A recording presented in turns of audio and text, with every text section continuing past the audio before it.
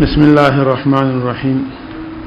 جیسے کہ آپ حضرات کو ہر جمعہ اس وقت اس مقام پر اس بات کی طرف متوجہ کیا جاتا ہے، ہمارا آپ کا یہ مجلس ذکر اور مجلس تعلیم یہ دین کا انتہائی اہم شعبہ جس کو تصوف اور تزکیہ نفس اور اخلاص کہا جاتا ہے اس سلسلے کی کڑی ہے، اور ان تعلیمات میں ہم اور آپ کو اس بات کی طرف متوجہ کیا جاتا ہے کہ حقیقی معنوں میں اخلاص کو کیسے سیکھا جا سکتا ہے، اور انسان کے اندر جو رذائل ہے اور جو حالات ہے، شیطان ہر وقت انسان کا بدستور موت تک دشمن ہے اور دائمی دشمن ہے، نظر نہ آنے والا دشمن ہے.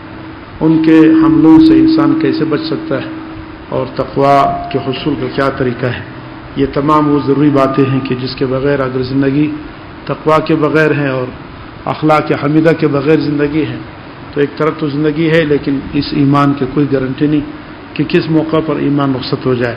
تو لہٰذا تقویٰ کے ساتھ ایمان پر وعدے ہے اللہ کے، تقویٰ کے بغیر ایمان پر اللہ کا کوئی وعدہ نہیں. تو اس کو کیسے حاصل کیا جاتا ہے، تو یہ وہ تمام باتیں ہیں جو ان تعلیمات میں ہم اور آپ کو سمجھایا جاتا ہے. اس لیے ہر ساتھی غور سے سننے کی کوشش کرے اور اپنی زندگی اس کے مطابق بنانے کی. فرمایا کہ بے ادبی کا سبب تکبر ہے. بے ادبی کا سبب بہت چھپا ہوا تکبر ہوتا ہے. انسان جب کسی کی بے ادبی کرتا ہے یا استاد کی یا اپنی شیخ کی یا بڑے کی، اس کے اندر تکبر چھپا ہوا ہوتا ہے، وہ انسان سے بے ادبی کروا دیتا ہے. جس کو خود یہ بھی نہیں سمجھتا اس کو اپنی ہستی کا احساس ہوتا ہے کہ میں بھی کچھ ہوں. یعنی جب بھی کوئی انسان کسی کی بے ادبی کرتا ہے، یہ بے ادبی اس بات کا اندر سے ایک تکبر ہوتا ہے، خود انسان کو احساس نہیں ہوتا ہے.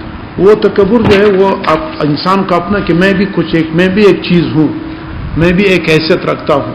یہ جو میں بھی ایک چیز ہوں یہ تکبر کی علامت ہوتی ہے. اور یہ کبر ہے، یہ اتنا خفیہ سا ہوتا ہے آدمی کو احساس نہیں ہوتا ہے. تو اس کی وجہ سے انسان اپنے سے بڑے کو یا اپنے سے اعلیٰ درجے کی اس کی بے ادبی کرتا ہے. بے ادبی کی وجہ یہ ہوتے ہے جو بھی شاگرد یا جو بھی مرید یا جو بھی ماتحت اپنے بڑے کی بے ادبی کرتا ہے، اس سے معلوم ہوتا ہے کہ اس کے اندر تکبر چھپا ہوا ہے. اس کو اس حیثیت دلا رہا ہے کہ آپ بھی ایک حیثیت والا ہے، اس لیے کسی کے ادب کو اپنے اوپر لاگو نہیں کرتا. تو لہذا بے ادبی جو ہے تکبر کی سبب ہوتا ہے. اور فرمایا کہ حضور شیخ میں اپنے کو کچھ سمجھنا بیوقوفی ہے. اس مخفی تکبر کی دلیل کیا ہے، اس کو غور سے سن لو. شیطان نے جو کہا کہ آپ نے ہم کو آگ سے پیدا کیا اور آدم علیہ السلام کو مٹی سے پیدا کیا، اور آگ افضل ہے مٹی سے، آگ کا مرکز اوپر ہے زمین نیچے ہے، تو ایک عالی سے آپ سافل کو سجدہ کرا رہے، ابا واستکبرا. تو قرآن مجید میں بتا دیا یہی دلیل ہے کہ اس کے اندر خفیہ کبر موجود تھا شیطان کے اندر، جو ابا سے ہے. استکبر اس کا سبب ہے، ابا مسبب ہے، استکبار سبب ہے. ابا معلول ہے اور استکبار اس کی علت ہے. اس لیے فنائے نفس کے اللہ سے دعا کرو کہ اللہ پاک ہمارے نفس کو فنا کر دے. پھر دعا کرو کہ اللہ ہم سب کو اتنا مٹا دے کہ ہم کو اپنی مٹنے کا احساس بھی نہ ہو. مقام فنا الفنا نصیب فرما، اور اتنا مٹا دے جتنا مٹنا آپ کو پسند ہے. بتاؤ میرے میر صاحب کیسی پیاری دعا ہے کہ اللہ ہم سب کو اتنا مٹا دے جتنا مٹنے سے آپ خوش ہو جائے اور عظمت شیخ کا حق ادا ہو سکے. اغلاط کی تعویلات میں نقصان ہے. یعنی انسان جب غلطی کر جائے اپنی غلطی کو صحیح کرنے کی تعویل کرتے ہیں، وہ اس وجہ سے میں نے یہ کام کیا، یہ وجہ تھی، یہ تعویلیں بنانا یہ صحیح نہیں ہے. انسان جب اصلاح کرتا ہے پھر کیا ہے، ڈاکٹر کے سامنے کون اپنی بیماری کی تعویل کرتا ہے؟ تو ڈاکٹر کے آپ بیمار ہے، آپ کی کھانسی ہو رہی یا آپ کو فلان، وہ کہتے نہیں ڈاکٹر اس کی یہ وجہ ہے. تو لہذا ڈاکٹر کو بیماری کی تعویلیں نہیں بتانا چاہیے، وہ خود اس کے علاج کرتا ہے. اسی طرح اصلاح نفس کے میدان میں تو خود جو اگر کوئی آپ کو بتا دے، اپنے شیخ بتا دے کہ آپ کے اندر یہ چیز ہے تو اس کو وجوہات نہ بتائے کہ اس کی وجہ یہ، بس فوراً اس کو تسلیم کرنے کی کوشش کرے اور اپنے اندر سے وہ بیماری کو دور کرنے کی کوشش کرے. تو یہ چیز انسان کو کارآمد ہو سکتا ہے.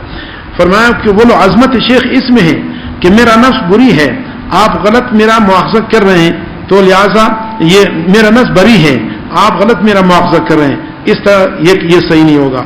یا اعتراف قصور میں ہے، یعنی اس میں عظمت شیخ تو اعتراف قصور میں، اس کا یہ نتیجہ نکلتا ہے کہ ایسے آدمی اور ڈانٹ کھاتا ہے. بعض لوگ خانقاہوں سے نکال دیے گئے، مخلوق میں بھی ذلیل ہوئے، اور شیخ کو جو دکھ پہنچایا وہ الگ مرید کے لیے مستزاد عذاب ہے. تو شیخ کو ایذا پہنچانے والے سے بڑھ کر کوئی مجرم کوئی اور ہو سکتا ہے؟ اس لیے میں بہت ڈرتا ہوں کہ میں نے اپنے آنکھوں سے دیکھا ہے کہ جب میرے شیخ کو ایک آدمی پر غصہ آیا اور اسی وقت فالج کا اٹیک ہو گیا. ایسے موذی مریدوں سے اللہ ہم سب کو بچائے جن کو سمجھانے کے باوجود بھی احساس نہیں ہے. میں نے بتا دیا کہ میں دل کا مریض ہوں. غصہ دل کی رفتار کو بڑھا دیتا ہے. اگر تم نے شیخ کو غصہ دلایا اور اعتراف قصور کی راہ اختیار نہ کی کہ مجھ سے خطا ہو گئی, معافی چاہتا ہوں, اگر مگر لگایا اور اس کی تکلیف سے غصہ بڑھا اور ان کو فالج ہو گیا, تو تم کیا منہ دکھاؤ گے قیامت کے دن؟ بولو بھائی, یہ کوئی اچھا کام ہے؟ شیخ کو غصہ دلا کر, غصہ بڑھا کر اگر اس کو فالج میں مبتلا کر دیا تو آپ کا یہ فعل کیسا رہا؟ شیخ کو کتنا تکلیف دیا. اس لیے میں کہتا ہوں کہ اپنی حماقت سے توبہ کر لو. سب لوگوں کے فائدے کے لیے کہتا ہوں کہ اگر مگر لگا کر شیخ کو اذیت مت پہنچاؤ, خاص کر جو لوگ رات دن ساتھ رہتے ہیں. جب کبھی بھی شیخ گرفت کرے تو فوراً کہو کہ میں اعتراف قصور کرتا ہوں, میرے پاس کوئی عذر نہیں, خطا ہو گئی, معافی چاہتا ہوں. اگر اس کے بعد آپ کو عافیت نہ ملے تو کہنا کہ اختر کیا کہہ رہا تھا. بولے عافیت میں جانا چاہتے ہو یا مصیبت میں؟ ان دو جملوں سے کہ خطا ہو گئی, معافی چاہتا ہوں, انشاءاللہ آئندہ ایسا نہیں کروں گا. شیخ کو آرام اور صحت ملے گا اور خوش رہے گا, اور غصے سے اس کے دل کو کوئی تکلیف نہیں ہوگی جس میں اس کی صحت کی حفاظت کی ضمانت ہے. اگر تم شیخ سے محبت کرتے ہو حقیقتاً تو شیخ کی صحت کو نقصان پہنچانے والی حرکتوں سے بچنا واجب ہے یا نہیں؟ اگر مگر لگانے سے اس کو تکدر ہوگا اور تکلیف پہنچتی ہے, خاص کر جو شیخ دل کا مریض بھی ہو, تو ایسے شیخ کو اذیت پہنچانا اور زیادہ حرام ہے یا نہیں؟ اور اللہ کے غضب کو خریدنا ہے. بہت افسوس کے ساتھ کہتا ہوں کہ میں بعض لوگوں کو بار بار سمجھاتا ہوں مگر وہ پھر بھی سبق بھول جاتے ہیں اور اگر مگر لگا کر شروع کر دیتے ہیں.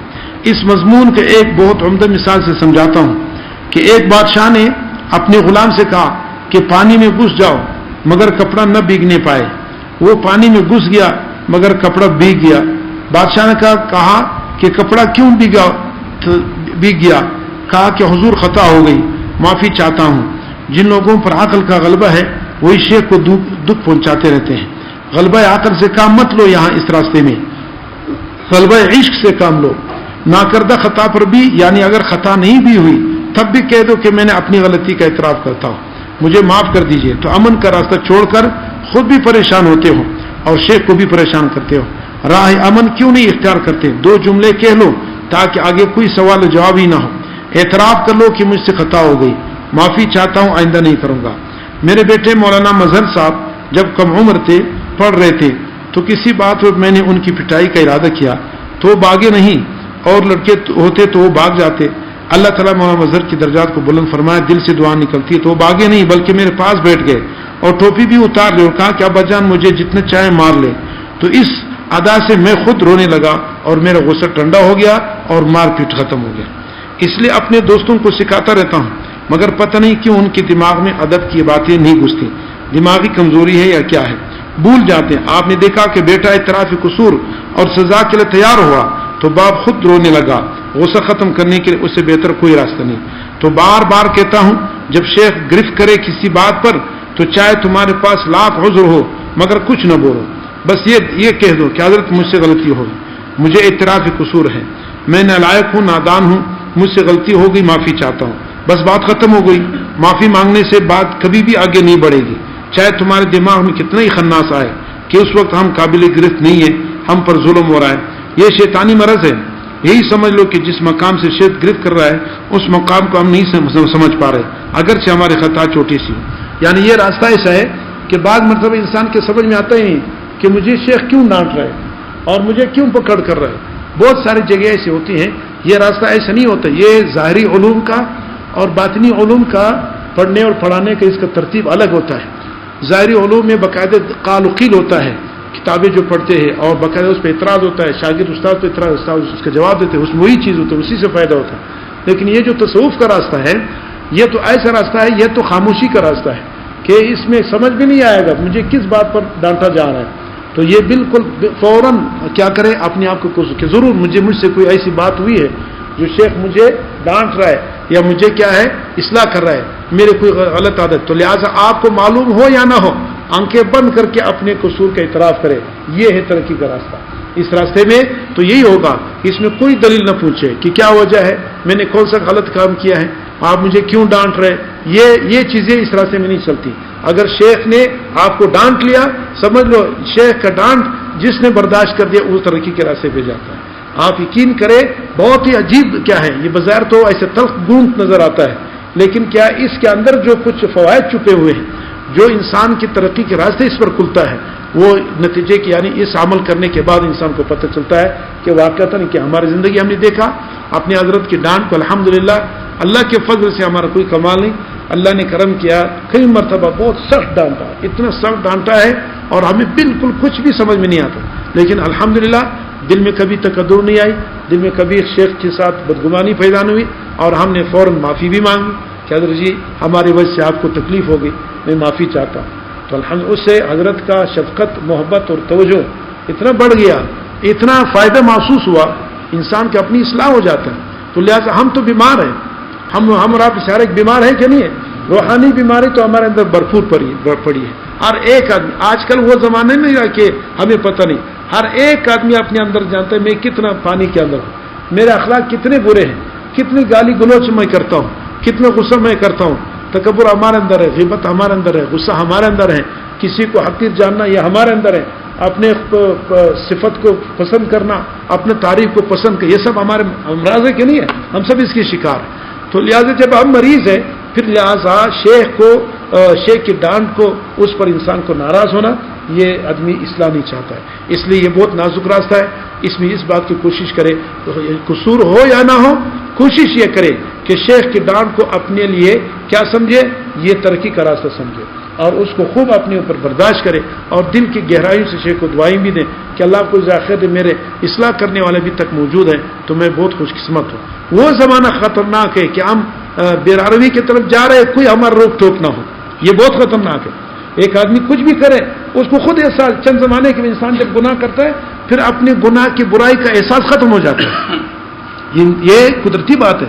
یہ جتنے بھی کیا ہے, بہت سارے لوگ ہیں زندگی گزار رہے, یہ تو آپ لوگ مجلس میں آتے ہیں اور بزرگوں کی باتیں سنتے ہیں, جو عام عوام ہیں اس کو اپنی غلطی کا احساس نہیں ہوتا ہے, اپنے گناہ کو گناہ ہی نہیں سمجھتا ہے, اور غلطی گناہ پر گناہ کرتے جا رہے ہیں اور زندگی بڑھتا جا رہا ہے, اور سارا اللہ کے یہاں لکھا جاتا ہے. تو لہٰذا یہ تباہ کن حالت ہے. جس آدمی کے سر کے اوپر کوئی ایسے بیٹھا ہو, کوئی استاد ہو, کوئی شیخ یا ماں باپ, کہ اس کو غلطی پر روک ٹوک کرتا ہے, یہ خوش قسمت آدمی ہے, اس کی اصلاح ہوتی ہے, اس کی ترقی ہوتی ہے. اور جس کے پاس ایسا نہ ہو وہ بدقسمت ہے, اس کا پتہ نہیں کسی بھی وقت میں کیا ہے وہ گناہوں میں پھنس سکتا ہے. اس لیے اس بات کا خوب اپنے لیے کیا سعادت سمجھے کہ شیخ میرے اوپر روک ٹوک کرتا ہے اور میری اصلاح کرتا ہے, اپنی اس کو خوشی سمجھے اور قصور اعتراف کرتے جائیں. تو فرمایا شیخ کی نظر مرید کے تمام مسائل دینیا کو محیط ہوتی ہے. حکیم حضرت تنویر رحمۃ اللہ فرماتے ہیں کہ بعض وقت خطا چھوٹی سی ہوتی ہے مگر اس کا منشا اور جڑ خطرناک ہوتی ہے. مثلا اس میں تکبر چھپا ہوتا ہے. بعض وقت میں شیخ بڑی خطا کو معاف کر دیتا ہے اور چھوٹی خطا پر سخت بھی کرتا ہے, کیونکہ اس کی نظر اصلاح مرید کے مصالح دینیا دور تک احاطہ کر رہی ہوتی ہے. لہذا دو جملے میں خود بھی آرام سے رہوں اور شیخ کو بھی آرام سے رکھوں, یہ دو جملے ضرور بولا کرے. ایسے موقع پر بھائی شیخ کو آرام سے رکھنا مطلوب ہے یا نہیں, خاص کر جو رات دن ساتھ رہتے ہیں. لہذا ان لوگوں کو 2 رکعت پڑھ کر اللہ تعالیٰ سے بھی معافی مانگنی چاہیے جنہوں نے اپنے شیخ کو اپنی حماقتوں سے اظہار ثانی کی. تو اگر مگر لگانے کے بجائے فوراً اعتراف قصور کرو. یہ حضرت حکیمت تنویر رحمۃ اللہ کے ارشاد کی تشریح کر رہا ہوں. مجھے تعویلات کرنے والوں پر ہمیشہ غصہ آتا ہے. اگر وہ کہہ دے کہ خطا ہو گئی معافی چاہتا ہوں تو بات ختم. شیخ اس سے زیادہ اور کیا چاہے گا. شیخ خود چاہتا ہے کہ تم بھی آرام سے رہو, میں بھی آرام سے رہوں. یہ قابلیت کا راستہ نہیں ہے, یہ عاشقی اور آہوزاری اور نیازمندی کا راستہ ہے. اپنے سب قابلیت کو لات مار دو اور یہ کہو کہ ہم کچھ بھی نہیں ہیں, جاہل مطلق ہے ہم تو. ان تعویلات میں نفس کا بہت بڑا شیطان یہ چور داخل ہے. نفس کا بہت بڑا چور ہے. شیطان نہیں چاہتا کہ اپنے اوپر کوئی بار آئے. بار خطا جو نعمت تھی اس کو بیوقوف حماقت سے نہیں سمجھا. خدمت شیخ کے لیے عقل و فہم کی بھی ضرورت ہے. میں کہتا ہوں کہ عشق کے ساتھ تھوڑی سی دانائی بھی شامل کر لو. شیخ کی محبت میں جان دو مگر شیخ کو ستا کر پاگل یا فالج میں مبتلا نہ کرو. شیخ کی خدمت دانائی کے ساتھ کرو. پاگلوں کی طرح محبت خدمت مت کرو. جیسے ایک ریچھ نے محبت کی تھی. ایک ریچھ اپنے مالک کو پنکھا ہنکا رہا تھا, اس نے ریچھ کو سکھا دیا تھا. ایک مکھی اس کے مالک پر بیٹھی تو اس نے ہانک دیا, پھر بیٹھی, پھر ہانک دیا. جب 3-4 دفعہ بیٹھی تو ریچھ ایک پتھر لے آیا اور اس مکی کو زور سے مارا تو مالک کی ناک پھٹ گئی اور وہ مر گیا. تو نیت تو اس کی اچھی تھی. اسی طرح بعض لوگ کہتے ہیں کہ میری نیت کو اذیت دینے کی نہیں تھی. تو ریچھ والی محبت سے مت کرو. اللہ سے حق الفہم مانگو. اللہ سے رو رو کے یہ کہو کہ اللہ میرے شیخ کے بال بال کو میرے لیے دعا گو بنا دو اور ان کی آنکھیں مجھ سے ہمیشہ ٹھنڈی فرما دے. میرے ذات سے ان کو ایک اشاریہ بھی غم یا تکدر نہ پہنچے. یہ دعا بہت ضروری ہے. اگر دعا کی توفیق نہیں ہے تو وہ ظالم محروم القسمت ہے. شقاوت ازلیہ اس کے مقدر میں ہے. دو نعمتیں بہت زیادہ ضروری ہے. نمبر 1 اتباع سنت، نمبر 2 رضا شیخ. حکیمت تانوی رحمۃ اللہ کے ارشاد ہے کہ جس کو اتباع سنت اور رضا شیخ مل گیا، نصیب ہوا، تو اس کے اندھیرے بھی اجالے ہو جاتے ہیں.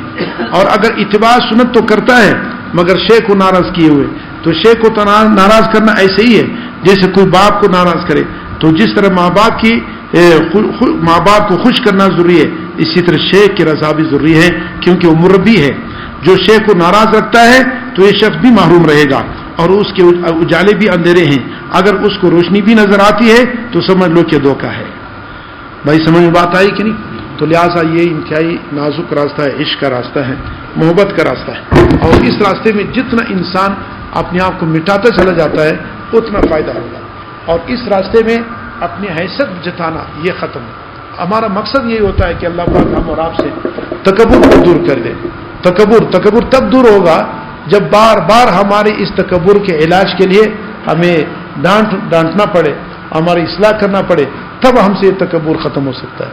اور اگر کیا ہے اصلاح نہ ہو تو ویسے بیعت تو بہت سارے لوگ ہو جاتے ہیں لیکن منزل مقصود تک پہنچنے والے بہت کم ہوتے ہیں. تبرک کے لیے بیعت بہت ہو جاتے ہیں. بیعت جو ہے یہ اس کے لیے نہیں ہوتا ہے کہ بس بیعت کر لیا تو بس ہم نے کچھ کرنا نہیں ہوگا، بس ہمارا ہم کیا ہو گئے، جنتی ہو گئے. اس میں کوئی شک نہیں، بیعت جنت کا راستہ ہے لیکن جنت کے راستے پر چلنا بھی پڑے گا. ایک آدمی روڈ بھی ہے، گاڑی بھی، پیٹرول بھی ڈالا ہے، بس وہ روڈ پہ گاڑی کڑا کر دیا، چلنا ہی نہیں چاہتا ہے تو وہ جائے گا. اگر ایک سائیکل والا ہے تو وہ بھی کیا پہنچ جائے گا اپنے مقصد تک، لیکن گاڑی اگر نہیں چلاتا تو وہ نہیں پہنچتا. تو یہ بھی ایک روڈ ہے، ایک رہنما ہے، ایک مشیر ہے. شیخ جو ہے مشیر ہوتا ہے اور رہنما خیرخواہ ہوتا ہے. انسان اس سے ہدایت لے کر کے چلنا شروع کر دے، یقیناً یہ جنت کا راستہ، اس میں کوئی شک نہیں. تو چلنا چاہے، لیکن اگر ایک آدمی چلنا ہی نہیں چاہتا ہے اور ادھر ادھر کی باتیں، تو پھر اس کے لیے ترقی نہیں ہوگی. اس لیے ہر ساتھی اس بات کا خوب اہتمام کرے کہ ہمارا آپ کا جو اصلاحی تعلق ہے یہ انتہائی محبت کے ساتھ، لذت کے ساتھ، اپنے اعتراف قصور کرتے ہوئے، چلتے ہوئے، ڈرتے ہوئے انشاءاللہ چلیں گے تو یہ کیا